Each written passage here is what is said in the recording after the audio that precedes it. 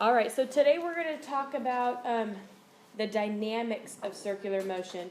And what that means is we're going to start looking at circular motion in terms of velocity and acceleration. We did that last class. And now we're going to start applying forces with it as well. Okay, so we're going to start looking at centripetal force. So when we looked at centripetal acceleration, we have A sub r. So what's that R subscript stand for? Remember? Radial. Okay, it stands for radial acceleration, okay, like a radian. A radian is like a chunk of a circle, right? Just like degrees are tiny chunks of a circle. Radians is just a bigger chunk, okay? So radial acceleration should remind you of a circular motion, okay? So these are a couple different equations. It's basically one equation and then some derivations from that. So this also looks like Newton's what law? Newton's first, second, or third? Second. First is law of inertia. Second is this. Third is equal and opposite reactions. Something like that. Okay. So Newton's second law tells us about the net force. So the centripetal force here has to be the net force if it's going to be set equal to mass times acceleration. Okay. This is a reminder of what our acceleration equation is. So that means if we substitute this, v squared over r, in for acceleration, we can get this equation here. Okay? Since our acceleration is always pointing which way? To the center, right? It's center seeking. That means our net force has to be center seeking as well. So that's why we can call it centripetal force. Okay? Headed in the direction of the center of the circle. So we looked last time at the vectors when they make a perpendicular, or they make a right triangle or a right angle, that's when our velocity vector is drawn what to the curve? What's that called? Tangent to the curve, right? That means it would fly off of that circle directly in the speed and the direction that it was going. Okay? And our acceleration vector is always drawn toward the center of the circle. Okay, centripetal force, we kind of talked about that. This is not a new kind of a force at all. It just kind of has a new subscript, okay? It's still a net force. It's just given the name centripetal because it's constantly changing directions to be toward the center of the circle. Okay, so this isn't necessarily a new type of force. You don't solve for it any differently. We just need to understand it's a net force, and it always happens to be facing the center of the circle.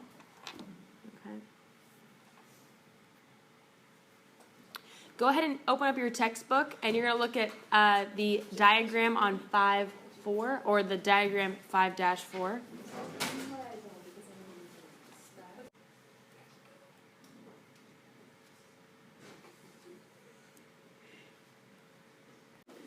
So we're going to look differently now at horizontal revolutions versus vertical. So there is a difference between these two and how we solve for. Okay, find the force a person must exert on a string to make the ball revolve in a horizontal circle with a radius of 0.6. It makes 2 revolutions per second. We did this exact problem already, okay? But all we did was solve for maybe the acceleration. Now we want to find the force that we have to exert to keep it in that circular motion.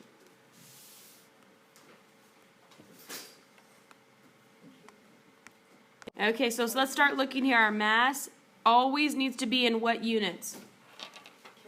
Mass always has to be in kilograms. Always, always, always. Okay, so we're at 0.15. Radius is 0.6 meters. 2 revolutions per second. Is that our period or frequency? Frequency, good. Frequency is revolutions per second. So frequency is 2. Okay. Do we need frequency, or do we need period, or do we need neither? Let's see. Which one do we need?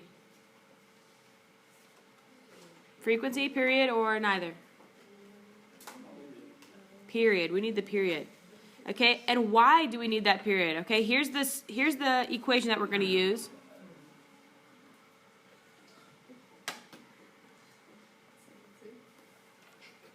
Okay, that's our equation for centripetal force. But do we have our velocity? No, we need to solve for velocity. And our equation for velocity looks like what? Good, 2 pi r over t. So we have to solve for t here, which is 0.5, right?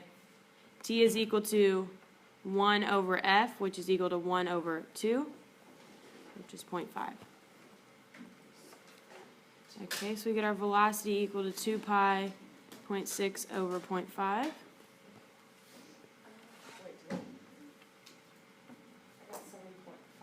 Okay, 7.5.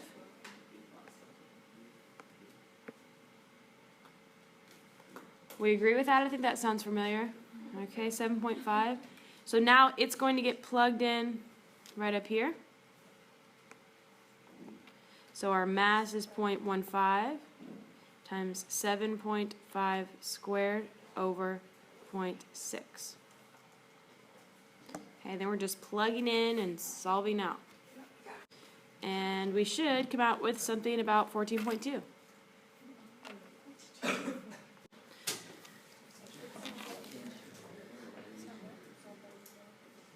All right, let's go ahead and try this one on your own.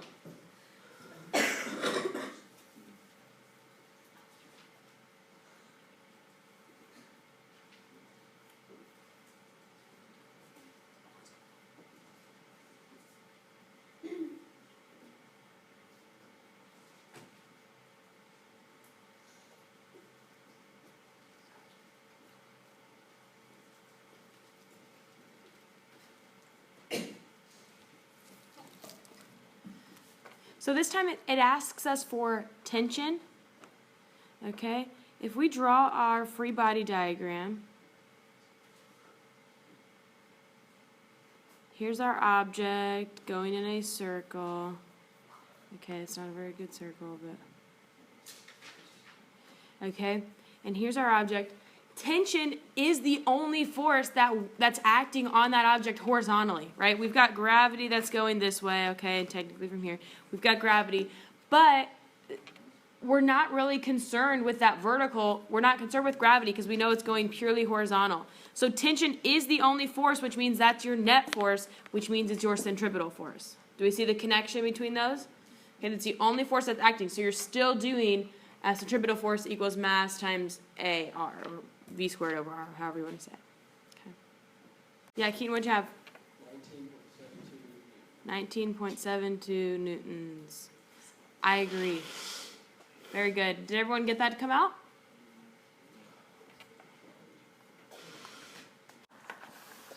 Okay. This ball's on the end of a 1.1 meter long cord. It's swung in a vertical circle. Determine the minimum speed the ball must have at the top of its arc so it continues to move in a circle. First thing we need to do here is start with a free body diagram. Okay, so I'll give you a couple minutes to finish writing down what you need, but we need to look at this free body diagram that goes with this. Okay, so it's moving, let's say, in this direction. It's swinging, swinging, swinging. So when it reaches the top of its path, tension is pointing which direction? The tension of that string. Pointing up or down? Down, okay. And gravity, is it pointing up or down? Down. So this makes a little bit of a difference. Now we have two forces. We don't just have one, we've got two forces. Okay, so when we set up our net force equation, everyone's favorite, we're going to take the upward forces minus the downward forces, just like we did before. Okay? So since they're pointing toward the center of the circle, what do you think our positive direction should probably be? What do you think? Probably the center of the circle should be our positive direction. Okay, so we're going to assume that everything toward the center of the circle is our positive direction. Okay, we're not doing up positive, down negative anymore. With these, everything's pretty much going toward the center, so we want to just make that the positive direction to make it easy for ourselves. Does that make sense? Okay, so now we're going to take tension plus force due to gravity for our net force equation.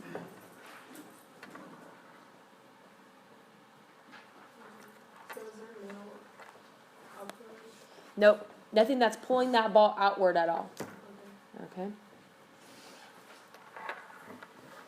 So, we can go back to kind of looking at what we have here, and then we'll start working on this equation a little bit more.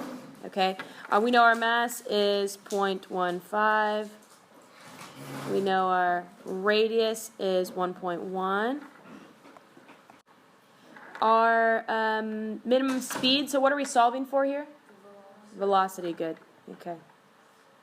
So when something is at the top of its peak and we're having just enough to keep it into its path, we're just enough to keep that tension in the cord, our tension is going to be 0, right? We have just enough force to keep that string basically taut, but nothing's really pulling on it. Okay, so we're basically saying that our tension is 0 if we're looking at minimum speed. If we were looking at maximum speed, what's the fastest that it can swing without it breaking, then we're going to have tension in that string. But if we're looking at the minimum, we want to find the very slowest it can be traveling to keep that object in its path. So our tension force is going to be 0. Okay, that's just for minimum speed. Okay, and it's really only minimum speed at the top of its path. If it was minimum speed at the bottom of its path, it would look different. Okay, so we're going to say F net, or you can think of it as centripetal force if you want. Okay, those are basically the same thing here. Is equal to 0 plus, what's Fg always? Mass times 9.8. Mass times 9.8, so 0.15 times 9.8. Okay, and what can we substitute in here for the centripetal force? M times V squared over R. Okay, this is where it gets a little more complex, like with our algebra here. Okay, so 0.15 times 9.8 gives me 1.47. We know the mass is 0.15 times V squared, which happens to be what we're solving for, over R, which is 1.1, and all that is equal to 1.47. Okay, so algebraically, what do you think our first step should be here? Divide the 0.15 over, I agree. Okay, so we're going to get rid of that. Divide by 0.15, divide by 0.15. Okay, so now we're canceled over here. 1.47 divided by 0.15 gives us what value?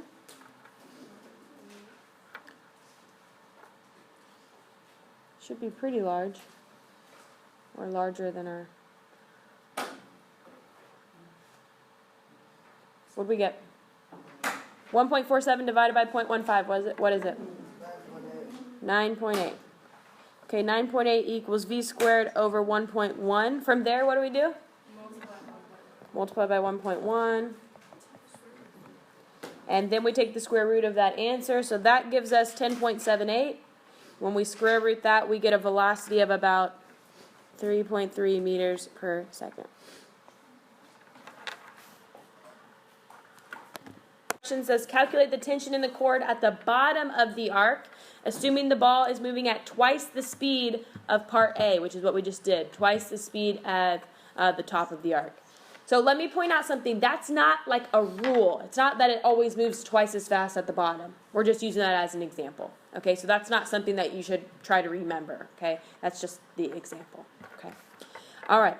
Go ahead and get written down what you need to. And then we're going to look at our free body diagram here.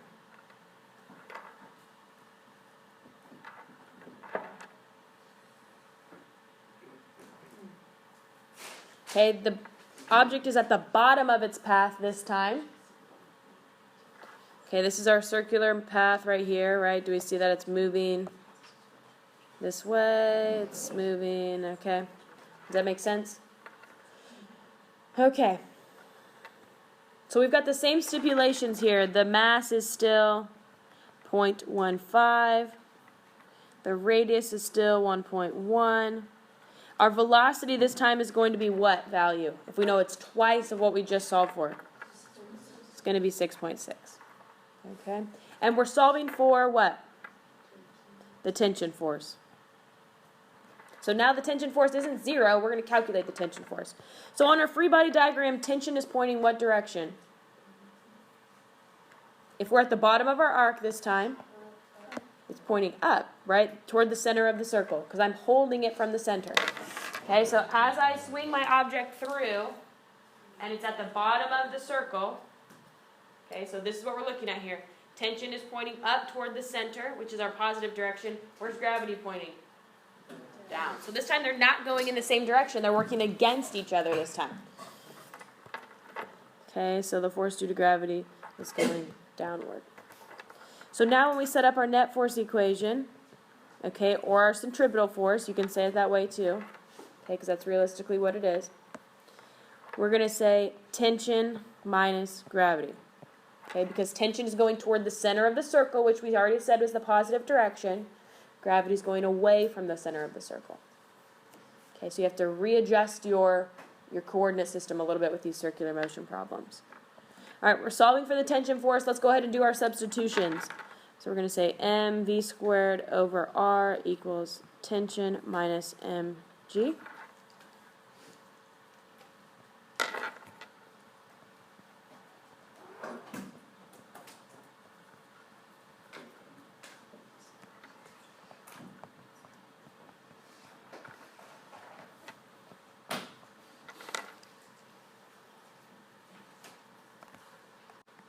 Okay, I ended up with about 7.41. Yeah? Good. Okay. It tells us that it can withstand 2.4 newtons of tension vertically in a circular path. Okay, what's the maximum speed that it can keep it from breaking? So it gave us the maximum tension. You're going to calculate the maximum velocity based on that tension. Okay? But it's at the top of its circle, so you need to pay attention to how you do your net force equation. Let's go ahead and try this one on your own.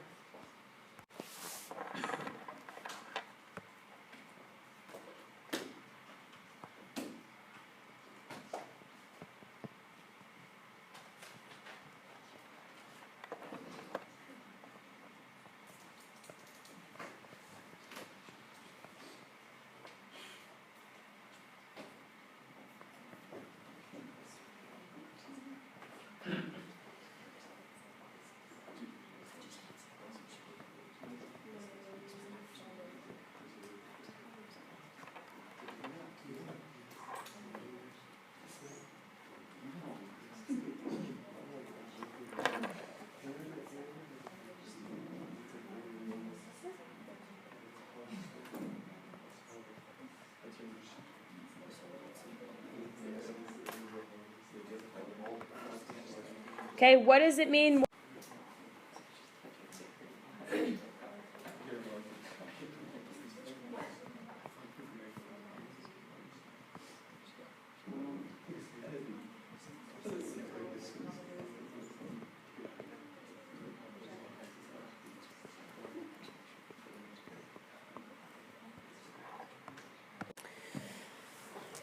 So when this car goes around a curve, we have the same type of centripetal acceleration, right? We're still center seeking, okay? When we're in this car in itself, when you go around a curve, don't you feel yourself moving outward, okay? That's because you are moving in that straight line velocity. You want to keep going in that same direction, but the car is stopping you, okay? Hopefully your car door is stopping you, okay? Otherwise you're rolling out of your car. Okay, so as you go around that curve, you want to keep going in a straight line velocity, but your car is making you curve, so that's why you start leaning outward, okay, when you do that. Does that sound familiar to everybody? Okay, you play corners with your siblings. Have you ever done that? Yeah? Okay. Never mind.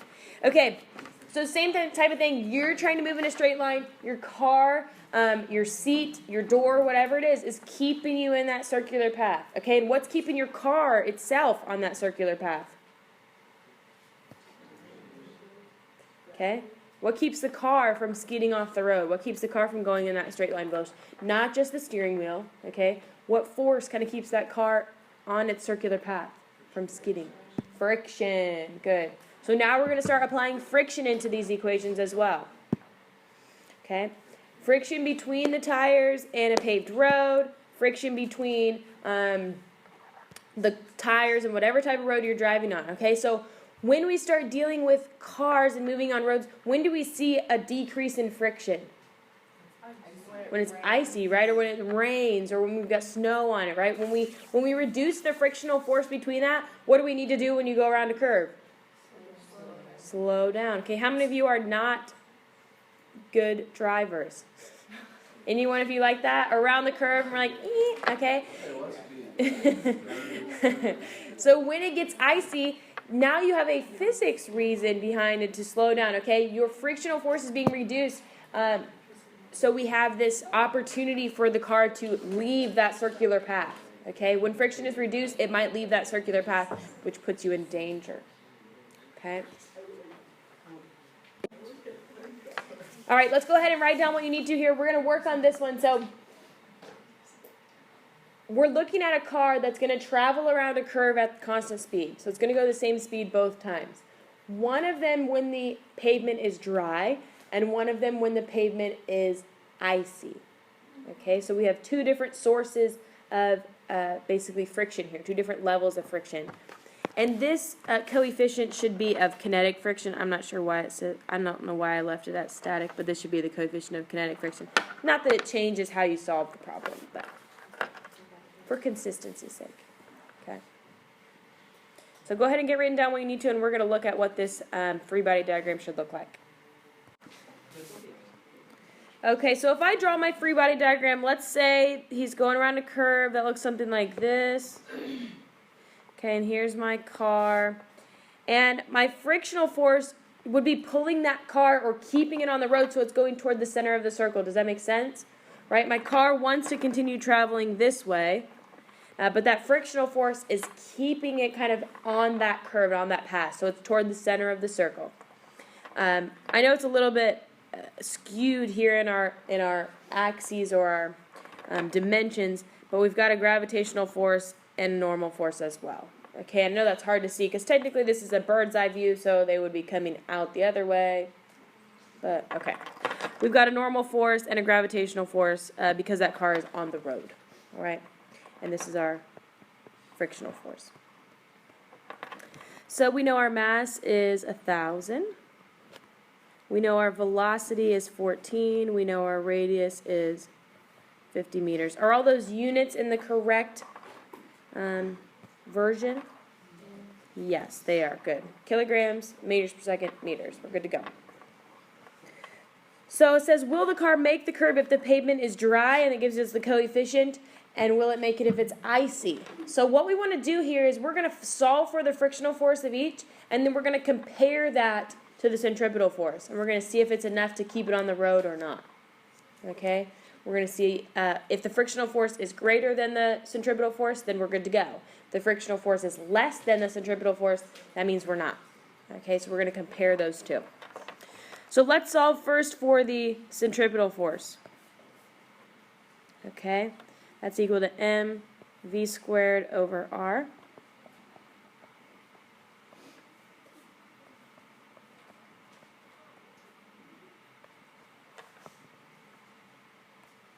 Do we agree there?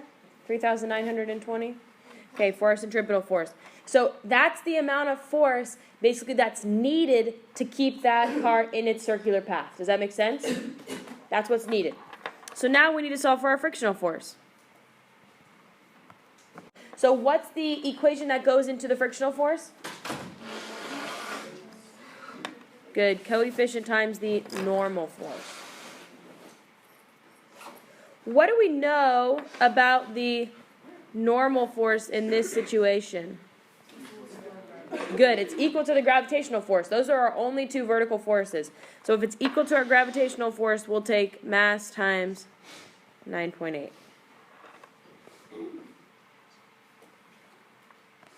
That means since our frictional force is larger than our centripetal force, that does not mean that the car is not going to move.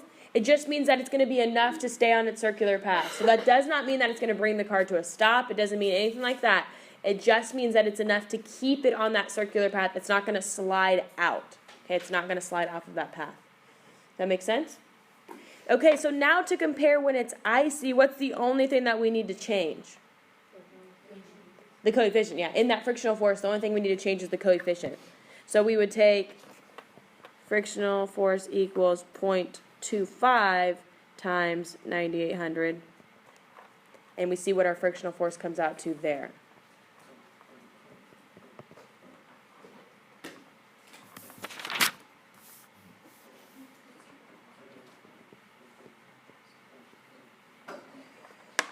Okay, so when it's icy, is the car going to make the curve at that speed? No. Not enough to hold it in place. So when that frictional force is reduced by ice, that means we have to slow down. Okay? We have to slow way down. All right, it's not going to make it at that icy curve. Very good.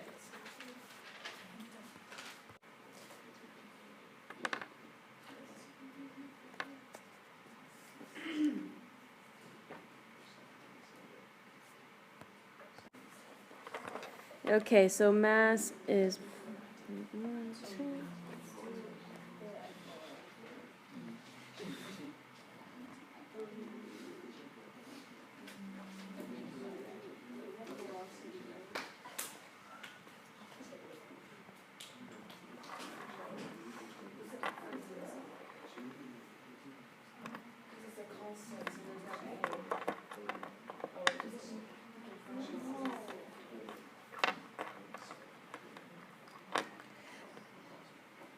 So this is something we need to think about for this problem. We're looking at the instant that that object starts to slip and starts to move. So that means for that instant, the centripetal force is overcoming the frictional force, right? That we're looking at that exact moment in time, which means your frictional force would be equal to your centripetal force at that moment, that it overcomes and it starts to slip, okay? So that's how we can kind of set up that motion, okay? That frictional force would be equal to our centripetal force for that second in time, okay? The moment it starts to slip and overcome that.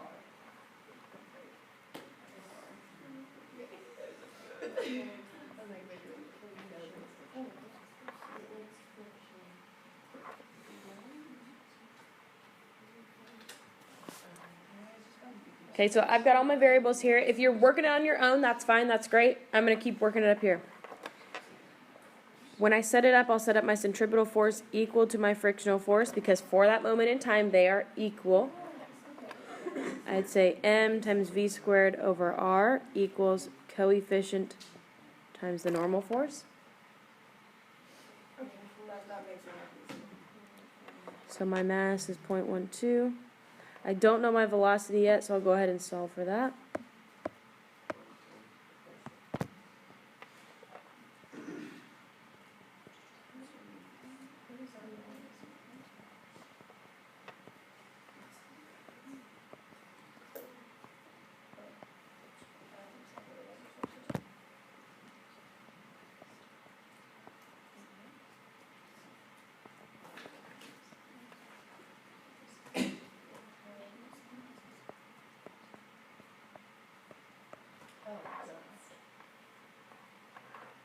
Okay, normal force is same as gravitational force for this example.